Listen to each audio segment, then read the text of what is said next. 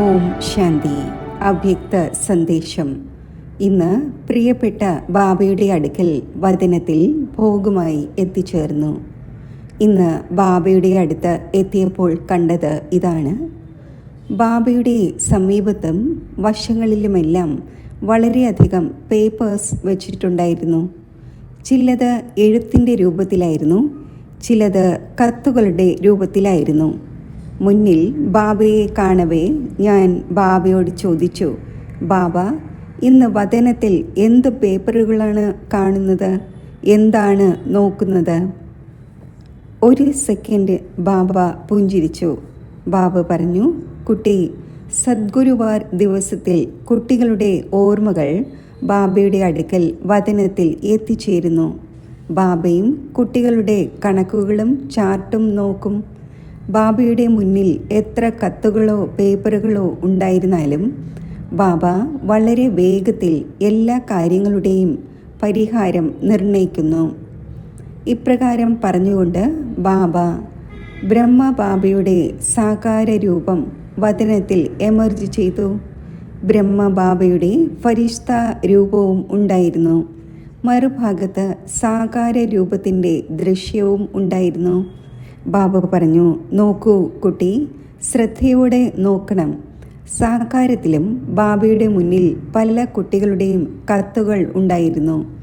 പല കുട്ടികളും പരിതസ്ഥിതികളുടെ കുറിപ്പുകൾ അയക്കുമായിരുന്നു. എന്നാൽ അവ വളരെ വിസ്താരത്തിൽ ഉള്ളവയായിരുന്നു.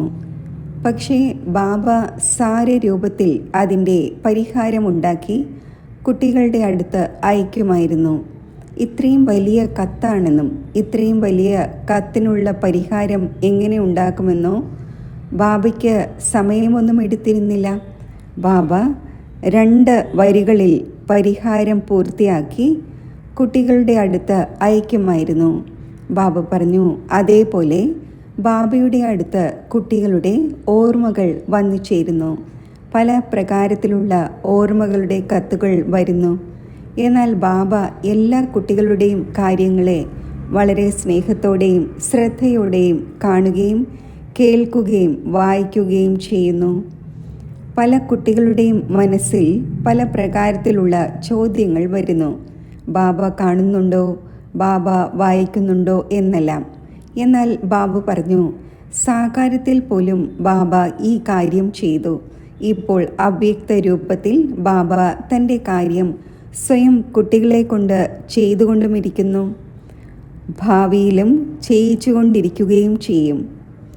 ഇന്ന് വദനത്തിൽ ഇങ്ങനെ തോന്നുന്നുണ്ടായിരുന്നു, ബാബ എല്ലാവർക്കും സ്നേഹം നിറഞ്ഞ ഓർമ്മകൾ നൽകുകയാണ്. കുട്ടികളുടെ ഓർമ്മകളും എത്തിച്ചേരുന്നു. പിന്നെ ബാബ ഇതുമായി ബന്ധപ്പെട്ട് ഭക്തിയിലെ ഒരു ദൃശ്യം എമർജ് ചെയ്തു.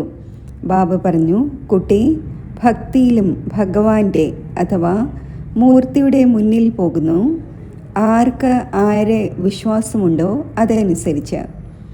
എന്നാൽ പോകുമ്പോൾ ചിലർക്ക് വളരെയധികം വിശ്വാസവും ഉണ്ടായിരിക്കും. എന്നാൽ എനിക്ക് ദർശനമുണ്ടാകണം, ചില പ്രാപ്തികൾ ഉണ്ടാകണം, എന്തെങ്കിലും അതിശയമുണ്ടാകണം എന്നെല്ലാമുള്ള ആഗ്രഹവും ഉള്ളിൽ ഉണ്ടായിരിക്കും. ആ ഭാവനയോടെ പോകുന്നു. അപ്പോൾ അവർക്ക് ചിലതൊക്കെ തീർച്ചയായും ലഭിക്കുന്നു. ചിലർ കേവലം ചുറ്റിക്കറങ്ങാനും കാണുന്നതിനും വേണ്ടി പോകുന്നു. അവർക്ക് അവരുടേതായ ഭാവനയായിരിക്കും ഉള്ളത്. ബാബ പറഞ്ഞു, അതേപോലെ ബാബയുടെ വീട്ടിലും പല പ്രകാരത്തിലുള്ള കുട്ടികളുണ്ട്.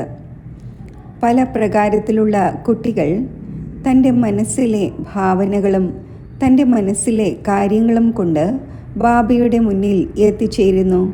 ബാബയും കുട്ടികളോട് തീർച്ചയായും റെസ്പോണ്ട് ചെയ്യുന്നു. ബാബ പറഞ്ഞു, അത് മനസ്സിലാക്കുന്നതിന് വേണ്ടി ബാബ കുട്ടികൾക്ക് 3ാമത്തെ നേത്രവും നൽകി. ബാബ വളരെ ഗൗരവത്തോടെയും സ്നേഹത്തോടെയും നോക്കുകയായിരുന്നു, കേൾപ്പിക്കുകയുമായിരുന്നു. പിന്നെ ബാബയുടെ മുന്നിൽ ഭോഗിൻ്റെ താലം വെച്ചിട്ടുണ്ടായിരുന്നു. ഏതെല്ലാം ആത്മാക്കളുടെ വിശേഷ ഓർമ്മകൾ ഉണ്ടായിരുന്നോ, വിശേഷിച്ച് സരള ദീദിയുടെയും ഭോഗായിരുന്നു. ബാബ അവരെയെല്ലാം വളരെ സ്നേഹത്തോടെ എമർജ് ചെയ്തു. വളരെ സ്നേഹത്തോടെ എമർജ് ചെയ്തതിനോടൊപ്പം ഭോഗം സ്വീകരിപ്പിച്ചു. മറ്റ് പല സഹോദരീ സഹോദരന്മാരുടെയും ഓർമ്മകളും ബാബയ്ക്ക് നൽകി. ബാബയുടെ സ്നേഹസ്മരണകൾ സ്വീകരിച്ചുകൊണ്ട് താഴെ എത്തിച്ചേർന്നു. ഓം ശാന്തി.